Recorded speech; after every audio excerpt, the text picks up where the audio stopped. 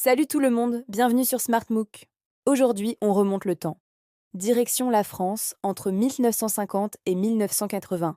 30 années qui ont complètement transformé le pays. Prêt pour ce voyage express? C'est parti. Après la guerre, la France se lance dans une période folle qu'on appelle les 30 glorieuses. L'économie tourne à plein régime, les usines produisent sans arrêt et le niveau de vie grimpe en flèche. Les Français découvrent la société de consommation. La voiture pour tous, le frigo dans la cuisine, la télé dans le salon. C'est une révolution.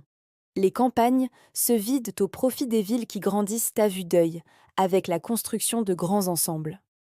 Pour accompagner ce boom, la France fait appel à une importante main-d'œuvre venue d'Italie, d'Espagne, du Portugal et du Maghreb. La population augmente, le pays change de visage. Cette prospérité s'accompagne d'un énorme bouleversement culturel. La télévision entre dans tous les foyers, les jeunes écoutent du rock'n'roll et rêvent d'Amérique. L'accès à l'éducation se démocratise, créant une jeunesse plus instruite, plus critique. Cette jeunesse veut du changement, plus de liberté. Et ça explose en mai 68. Des millions d'étudiants et d'ouvriers descendent dans la rue.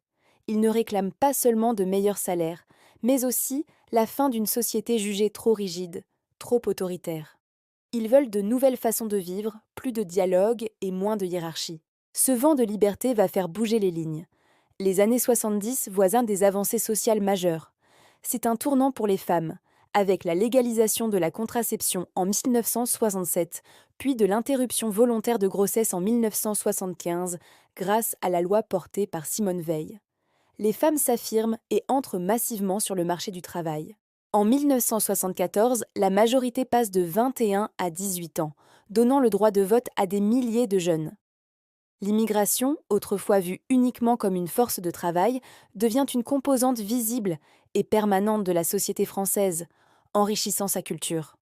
Mais au milieu des années 70, la fête est finie. Les chocs pétroliers provoquent une crise économique mondiale. Le prix des carburants est multiplié par plus de 2. En France, la croissance ralentit. Le chômage de masse apparaît et la précarité augmente. L'État réagit en développant des politiques sociales pour amortir le choc. Les aides se multiplient et le tissu associatif se renforce pour aider les plus démunis.